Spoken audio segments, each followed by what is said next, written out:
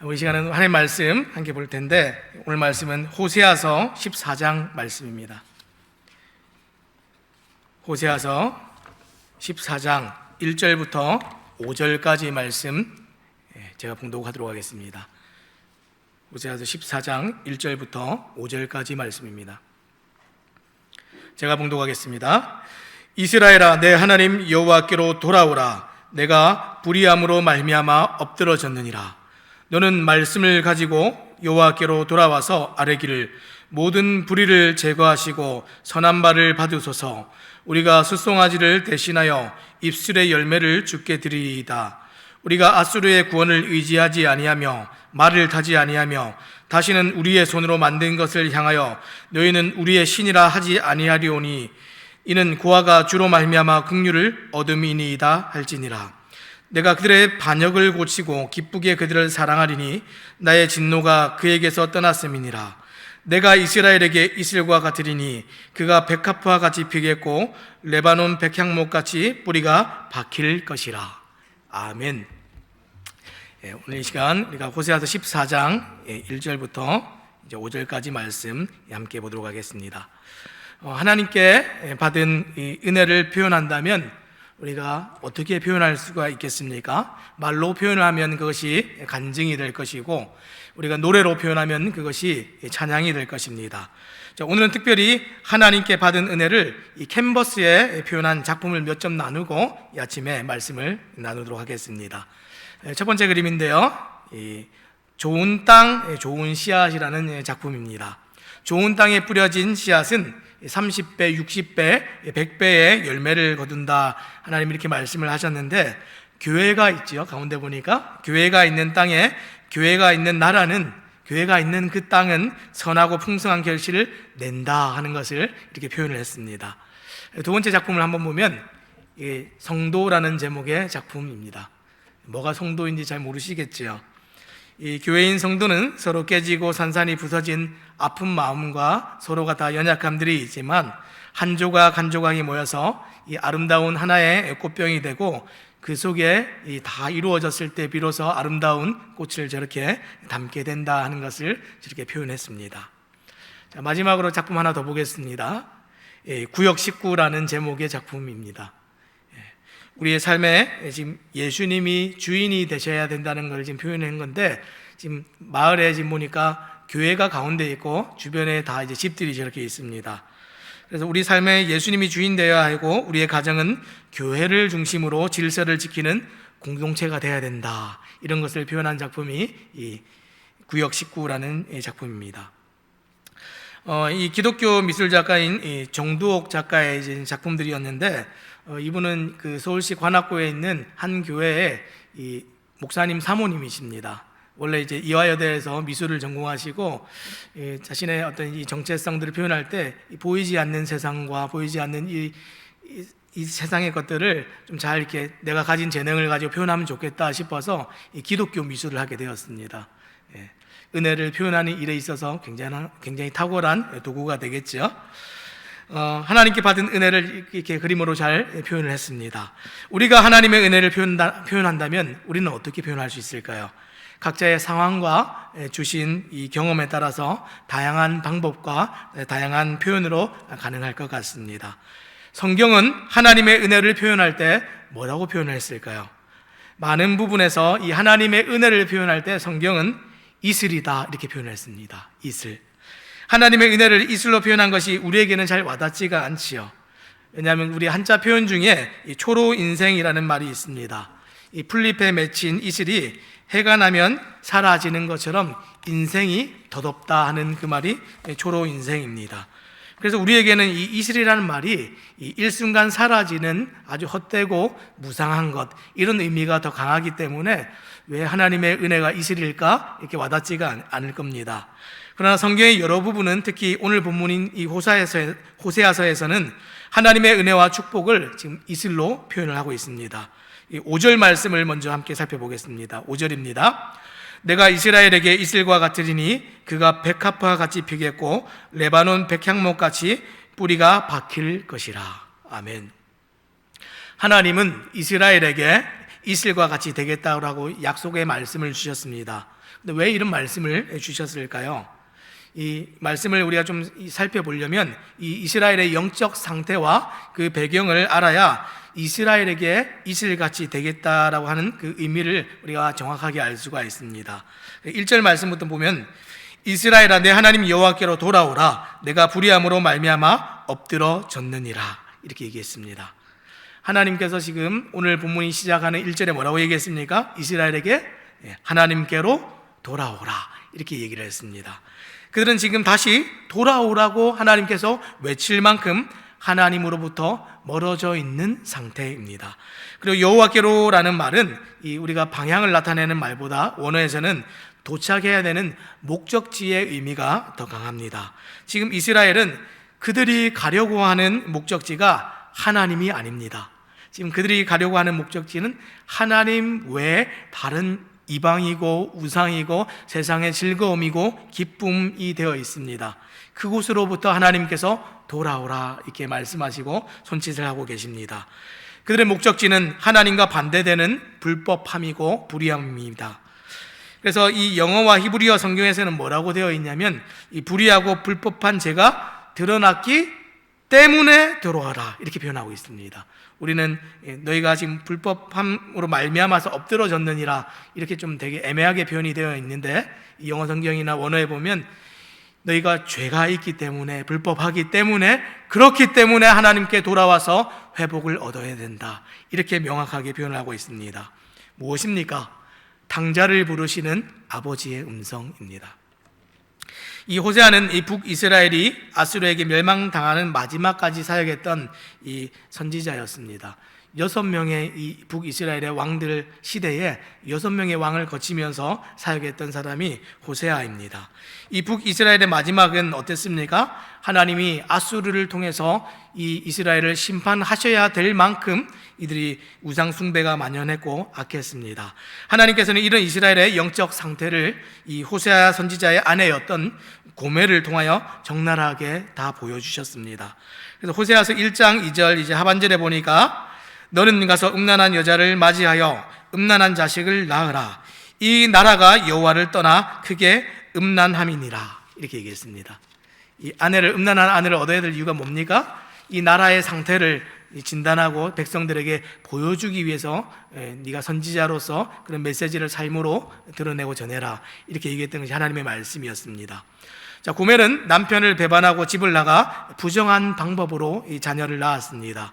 그리고 그렇게 선지자의 부정한 자녀들이 태어날 때마다 하나님께서는 이 호세아에게 말씀을 하시는 것이 아니라 이스라엘이 자신들의 부정함을 깨닫기를 원하셔서 이스라엘에게 말씀을 하셨습니다.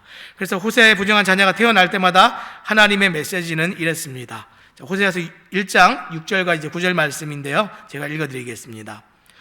고멜이 또 임신하여 딸을 낳음에 여호와께서 호세아에게 이르시되 그의 이름을 로루하마라 하라. 내가 다시는 이스라엘 족속을 긍휼히 여겨서 용서하지 않을 것임이니라. 9절입니다.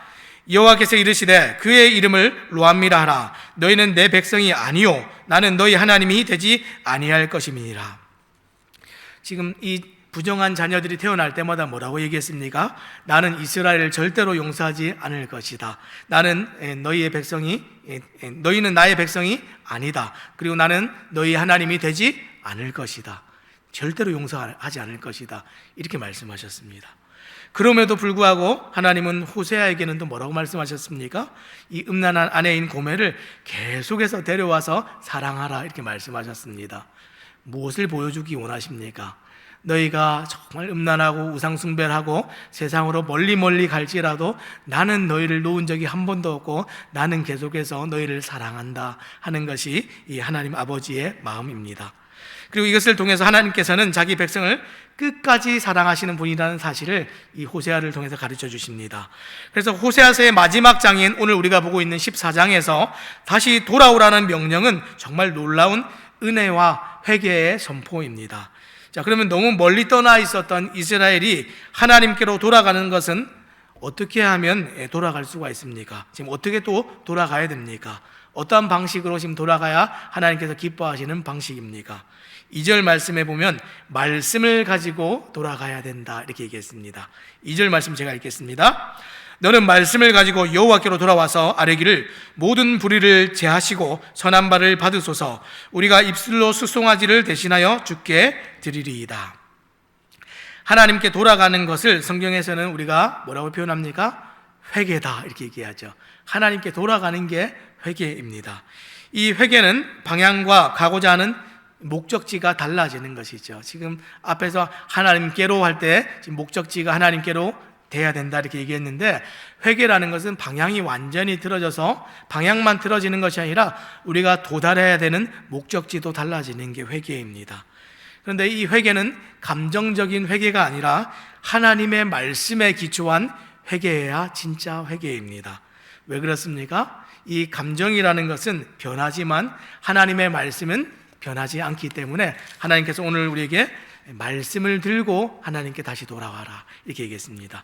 그래서 하나님께 돌아오는 것은 선포된 말씀을 우리가 듣고 그 말씀에 기초하고 근거해서 우리가 어디서 떨어졌고 어디가 정말 하나님으로부터 정말 기뻐하지 않음인지 삶을 돌아보는 그 일이 반드시 확인되어야 하나님께 돌아가는 일입니다. 그래서 2절 말씀은 이 말씀을 가지고 돌아와서 모든 불의를 제거하고 이렇게 얘기했습니다. 그리고 나서 우리가 선한 것을 내는 사람이 되어서 하나님을 예배하고 찬양하는 자가 될 것이다 이렇게 얘기하고 있습니다. 하지만 말씀을 듣고 바른 것을 알아도 그것을 선택하는 결단이 없다면 어떻겠습니까? 다 알아요. 저는 이 하나님 말씀 뭐가 뭔지 다 알아요. 하나님 뭐 기뻐하신지 알지요. 다 아는데 그 사람이 선택하지 않고 결단하지 않고 그 삶을 살아내지 않으면 그 사람과 아무런 상관이 없습니다. 하나님의 은혜는 또 그 사람과 우리와 아무런 상관이 없습니다. 3절 말씀에 뭐라고 했습니까? 우리가 아수르의 구원을 의지하지 아니하며 말을 타지 아니하며 다시는 우리의 손으로 만든 것을 향하여 너희는 우리의 신이라 하지 아니하리오니 아니하오리니 이는 그와가 주로 말미암아 긍휼을 얻음이니이다 할지니라. 이스라엘은 지금 돌아오라라는 명령을 받았는데 돌아올 때에 믿음의 결단을 해야 됐습니다. 그들은 다시는 아수르에게 우리를 살려달라고 호소하고 그렇게 말하지 말아야 됐고 군마를 의지하지 않아야 된다 이렇게 얘기했는데 이 당시에 이 군마는 다 애굽에서 들여왔습니다. 무슨 얘기입니까? 애굽을 의지하지 말아야 된다 그 얘기를 하고 있습니다. 다시는 스스로 만든 우상을 우리의 신이라고 고백하지 말아야 된다. 지금 다 무슨 얘기입니까? 하지 말아야 된다, 하지 말아야 된다 이런 얘기를 했는데 스스로 우리가 결단하고 지켜내야 될 것들, 하나님 앞에서 우리가 정말 하지 말아야 될 것들을 다 얘기하고 있습니다. 대신 뭐라고 얘기했습니까? 고아와 같은 우리를 가엾게 여기시는 분은 하나님 한 분밖에 없음을 알고 돌아가지 않기를, 그 나쁜 것들로 정말 제발 돌아가지 않기를 선택해야 된다 이렇게 얘기를 했습니다. 어렵습니까? 쉽습니까? 말씀의 내용만 보면 정말 간단하고 쉬워 보이지만 쉬운 일이 절대로 아닙니다. 우리가 알면 아는 대로 다 살 수 있습니까? 절대로 그렇지가 않죠. 충분히 하나님 앞에서 우리가 돌아보고 말씀이 충분히 채워져서 결단하는 그 결단이 있어야 됩니다. 얼마 전에 이제 딸이랑 이제 얘기를 하다가 이런 얘기를 했습니다. 은주가 요즘 이제 집에서 TV를 보여주지 않고 이제 놀아주지 않으면 심심할 때마다 집에 있는 책을 꺼내서 이제 읽습니다. 그래서 좀 많은 지식이 좀 있으면 좋겠다 싶어가지고 그 브리타니카 이 백과사전을 어린이용이 있어요. 그래서 집에다가 이제 많이 비치를 해놨습니다. 그랬더니 이 녀석이 이 브리타니카 백과사전을 처음부터 끝까지 전부 다 읽었대요, 자기가. 그러면서 이제 궁금한 것이 너무너무 많아졌어요. 근데 요즘 이제 최근에 와서 이제 저에게 얘기하는 게 자기가 이제 신화와 전설이라는 책을 읽었대요. 신화와 전설. 그랬더니 온갖 이 세상의 신화와 온갖 이 세상에 있는 신들에 대한 얘기들을 다 읽고 와가지고 자기가 이제 그 이야기를 들을 때 뭐 우리나라의 뭐 마고 할머니 뭐 이런 얘기도 하고 그리스 로마 신화의 제우스 얘기도 하고 뭐 그러면서 아빠 이게 잘못된 거잖아 이렇게 얘기를 해요. 순간적으로 근데 이게 잘못된 건지 알았는데 너무 재밌게 읽다 보니까 나도 한번 신을 믿어볼까 이런 생각이 순간 들었다는 거예요. 그래서 이건 나쁜 생각이지 그러고 이제 지웠는데 잘못된 생각인 줄 알고 멈추었지만 제가 그랬어요. 좋은 이제 영향을 주지 않는 것 같으니까 앞으로 이제 이 신화와 전설은 읽지 않도록 하여라 이렇게 얘기를 했습니다. 그랬더니 아이가 뭐라고 했냐면 근데 잘 안 될 것 같은데 이렇게 얘기했어요. 왜 그냥 안 보면 되는 거잖아. 그랬더니 아빠 잘못된 건 알고 다 그런 건 알겠는데 너무 재밌어 이렇게 얘기를 했어요. 너무 재밌어. 나쁜 건 알겠는데 그 이야기가 너무 재밌다는 겁니다. 사랑하는 여러분, 세상의 재미와 세상의 의지와 세상의 보장이 다 이런 것들 아닙니까? 오늘 우리가 예배의 자리로 나오지 못하게 우리의 발을 묶는 게 뭡니까? 너무 이게 세상에 살아가는 것들이 잘못된 건 알겠고 그렇게 하면 안 되는 건 알겠는데 너무 재밌어서 못 나옵니다. 그렇죠? 너무 재밌고 너무 그것이 나에게 기쁨을 주고 즐거움을 주고 나를 유익해 할 만한 것처럼 여겨지기 때문에 당장의 그 기쁨 때문에 사람들이 오늘 하나님께 나오지를 못하고 있습니다. 그게 아수르고 그게 애굽입니다. 우리가 바른 것은 알지만 악이 끊어지지 않고 내 스스로의 힘으로 결단이 일어나지 않을 때 필요한 것이 무엇입니까? 그때 필요한 것이 은혜입니다. 4절 말씀 뭐라고 되어 있습니까? 내가 그들의 반역을 고치고 기쁘게 그들을 사랑하리니 나의 진노가 그에게서 떠났음이니라. 자, 이제 이 4절부터 주어가 어떻게 바뀝니까? 그전에는 너희에게서 너희가 이렇게 된다, 하지 말아야 된다 이렇게 얘기했는데 주어가 내가 이렇게 바뀝니다. 하나님께서 내가 이렇게 주어를 바꾸셨습니다.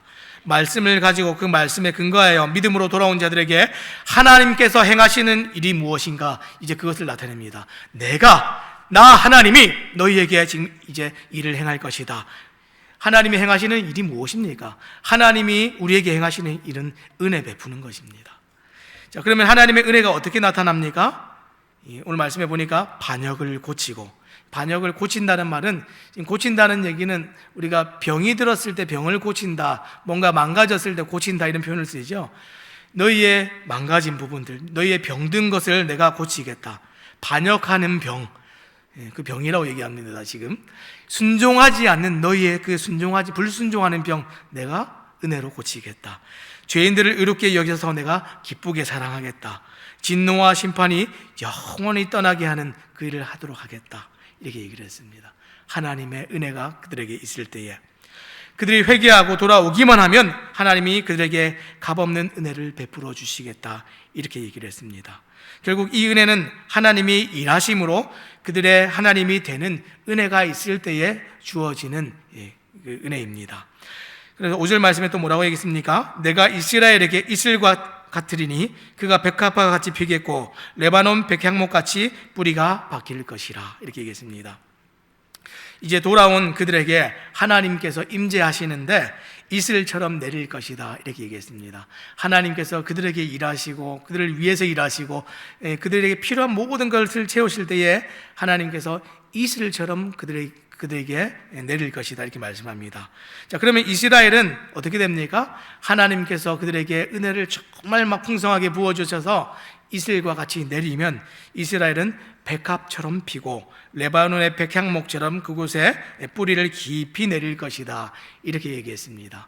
그리고 그 이후에 나오는 내용들은 정말 아름답고 풍성한 내용들인데 오늘 우리가 보았던 이제 5절 이후로 나오는 내용들은 다 이제 이스라엘의 천년왕국 때 이루어질 이야기들입니다. 어떻게 됩니까? 하나님의 은혜가 실제적으로 그들 가운데 임하기만 하면 동일한 은혜가 하나님께 돌아오는 모든 자들에게 있을 것입니다. 오늘 이 시대에도 정말 하나님께 돌아오는 모든 자들에게 이 은혜가 동일하게 임할 줄로 믿습니다. 그들이 돌아와 이 은혜를 누리기만 하면, 누릴 수만 있다면 그렇게 될 것이다 이렇게 얘기했습니다. 오늘 성경은 이 은혜를 표현할 때 뭐라고 얘기했다고요? 이슬이다 이렇게 얘기했습니다. 이 팔레스타인 지역에서 이 이슬은 굉장히 특별합니다. 이 지중해에서 이 불어오는 이 바람에는 이 습기가 굉장히 많이 포함되어 있는데 이 밤에 공기가 급격히 냉각이 되면 이것이 다 이슬이 되어서 그 건조한 그 지역에 다 이렇게 내리게 됩니다. 비가 자주 오지 않는 이스라엘에서 이 이슬은 그래서 매우 중요한 그 위치를 차지하고 있습니다. 이 이스라엘의 평균 강수량은 이 남부가 200mm 옵니다. 그리고 중부가 500mm, 북부가 800mm가 내립니다. 우리나라의 1년 강수량이 얼마죠? 보통 1200mm에서 많이 오면 한 1300mm 내립니다. 그런데 뭐라고 얘기합니까? 우리나라도 물 부족 국가다 이렇게 얘기하지 않습니까? 근데 이스라엘은 많이 비가 내리지 않는 지역은 200mm 내립니다. 근데 이스라엘은 봄과 가을이 이제 우기인데 이른 비와 늦은 비가 있죠. 그때 빼고는 다 건조한 시기입니다. 다 건깁니다. 비가 내리는 우기를 제외하고는 비가 내리지 않기 때문에 이슬이 내려서 생물이 소생하게 됩니다. 우리는 이 사막 지역이 이 건조한 땅에 어떻게 식물이 자랄까? 그 땅에 보니까 예수님께서 얘기하실 때 보니까 뭐 감람나무도 있고 포도나무도 있고 뭐 많던데 이런 게 어떻게 다 자랐을까 싶지만 그 땅에 자라는 모든 식물들은 이 이슬 먹고 자랍니다. 우리 영혼에도 소나기 같은 은혜도 필요하지만 이슬 같은 은혜가 필요합니다. 영적인 건기에도 사람들이 죽지 않고 자라서 열매를 맺는 것은 다 이 이슬 같은 은혜 때문입니다. 날마다 내리는 그 이슬 때문입니다. 하나님은 이슬이 되어주셔서 이스라엘에게 은혜가 내려 활짝 꽃이 피게도 하시고 큰 나무가 뿌리를 내려서 건강하게 버티게도 하여 주셨습니다. 이것이 하나님의 은혜가 표현되어진 이슬입니다. 사랑하는 여러분, 오늘 전 세계가 신음하는 이 팬데믹 시대에 여러분들의 영적 상태는 어떠십니까? 2년 동안 우리의 영적 상태를 좀 돌아보시기 바랍니다. 하나님께서 지난 2년 동안 계속해서 멀어진 사람들에게 오늘 동일하게 말씀하고 계십니다. 말씀을 가지고 돌아오라. 아수르도 애굽도 어떤 우상도 의지하지 말고 나에게 나오라. 고와 같은 너희를 불쌍히 여길 것은 나 하나님밖에 있지 않다. 내가 너희의 반역하고 불순종하는 그 병을 고치고 진노를 면하는 사랑을 부어주겠다. 내가 너희에게 이슬같이 내리겠다. 비는 가끔 내리는 것이지만 이슬은 날마다 내리는 것입니다. 무슨 얘기입니까? 하나님의 은혜는 우리에게 날마다 필요한 것입니다. 내가 한때 정말 깊은 신앙생활을 하고 뜨거운 신앙생활을 했다고 해서 오늘 우리가 다 잘 살 수 있는 것이 아닙니다. 건조한 시기가 있고 폭풍우 같은 비가 내려서 흡족했던 때도 있었지만 대부분의 우리의 살아가는 날들은 이 팔레스타인의 건기와 같이 건조한 삶을 살아갈 때가 더 많습니다. 하나님의 이 이슬 같은 은혜가 필요합니다. 이슬은 정말 소리 없이 조용히 내립니다. 우리는 정말 우리 삶 가운데 하나님께서 급격하게 우리의 삶을 정말 성공적으로 인도해 주시길 바라지만 하나님께서 일하시면 정말 우리가 알지 못하게 조용한 가운데 그럼에도 불구하고 우리가 살아나도록 그렇게 일하십니다. 하나님의 이 이슬 같은 은혜는 하루에 필요한 만큼 내립니다. 이 출애굽 가정 가운데 이스라엘 사람들이 만나를 먹고 살았는데 만나가 내릴 때 뭐라고 되어 있습니까? 이슬 같은 만나가 내렸다 그랬습니다. 이슬 같은 만나. 이 땅을 살아가는 동안에 일용할 양식으로서 날마다 하나님께서 우리를 살 수 있도록 오늘 하루 죽지 않을 정도로 정말 필요한 은혜들을 주실 때에 그것이 흡족한 줄 알고 그것에 자족하고 또 기쁨으로 살아가는 그 일들이 필요합니다. 하나님께서는 이슬처럼 매일매일 이스라엘에게 계속적인 생명력을 공급하셨던 것처럼 오늘 우리에게도 건조해지지 않도록 마르지 않도록 계속해서 물을 공급하는 일들을 우리에게 해주십니다. 우리가 잘 느끼지 못할 뿐이지 하나님께서는 계속해서 공급해 주십니다. 우리가 주시는 그 공급하는 그 생명력들을 계속해서 받기 위해서 예배의 자리들을 잡고 날마다 말씀을 열어서 묵상하고 큐티를 하고 날마다 정말 이 은혜 받을 만한 자리들을 찾는 것이 우리에게 필요합니다. 사람들이 돌아오지 않는 것은 왜 돌아오지 않습니까? 바른 것을 알지 못해서가 아니라 세상이 재미있어서 안 돌아옵니다. 하나님과 단절된 동안에 세상이 너무 재미있어서 하나님을 잊어버려서 돌아오지 않는 것입니다. 다시 예배를 회복하고 돌아오지 않는다면 하나님과 단절된 그 시간만큼 반드시 말라감이 있습니다. 사랑하는 여러분, 특별하고 큰 체험과 은혜가 아니라 날마다 이슬같이 주시는 은혜가 우리를 자라게 하고 살게 한다는 사실을 오늘 잊지 마시기 바랍니다. 말씀을 맺겠습니다. 이슬이 나도 모르는 순간에 내리듯이 나는 몰랐지만 하나님께서 축복으로 은혜로 함께 하셨다는 사실을 우리가 오늘 좀 깨닫기 원합니다. 또 그것을 우리가 믿음으로 고백하는 또 하루를 또 살아가시기 바랍니다.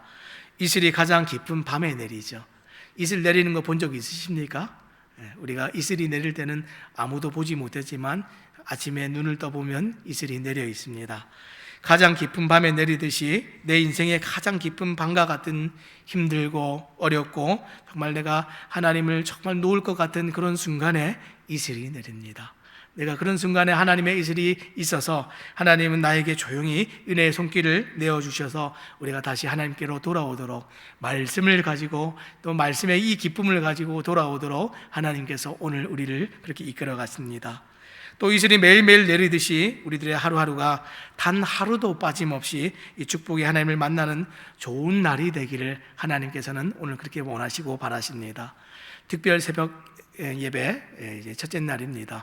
오늘부터 시작해서 이제 5일 동안 계속해서 하나님의 말씀이 나누어지고 또 예배가 이루어질 텐데, 또 이 은혜를 기대하고 정말 할만하면, 가능하시면 현장에 나오셔서 이 이슬 같은 은혜를 또 맛보고 누리고 또 살아가시고, 또 정말 여의치 않는 분들은 또 이 특별한 은혜 기간 가운데 평소에 예배드리지 못한 분들 또 일어나셔서 하나님 말씀 앞에 소생하는 또 귀한 일들이 이 특별 새벽 기도회 가운데, 특별 새벽 예배 가운데 있어지기를 또 우리 주님의 이름으로 부탁을 드립니다. 또 이 하루를 또 그렇게 살아가기를 또 부탁을 드립니다. 기도하겠습니다. 하나님, 감사를 드립니다. 날마다 은혜가 필요한, 또 부족하고 연약한 또 죄인들인 줄 알고 날마다 하나님은 은혜 앞에 나아가는 또 귀한 선택과 결단들이 우리에게 있을 수 있도록 주님 도와주시옵소서. 지난 2년 동안의 우리의 영적인 상태들을 다시 한번 돌아보게 하시고, 우리의 또 건조하여진 또 우리의 심령들을 다시 한번 돌아보는 귀한 시간이 이번 축의 특별 새벽 예배를 통하여서 있을 수 있도록 주님 도와주시옵소서. 말씀을 기대하고 하나님과의 교제를 기대하고 하나님께서 우리에게 원하시는 삶을 살아내도록 주시는 귀한 능력과 은혜들을 하나님 기대함으로 하나님 이 예배 자리에 나옵니다. 하나님 필요를 따라서 오늘 하루에 또 필요한 은혜들을 우리에게 부어주시고 그것을 먹고 우리가 기쁨으로 이 하루를 또 하나님의 목적대로 또 살아갈 수 있도록 주님 도와주시옵소서. 우리에게 주신 말씀을 감사드리며 예수님 이름으로 기도합니다. 아멘.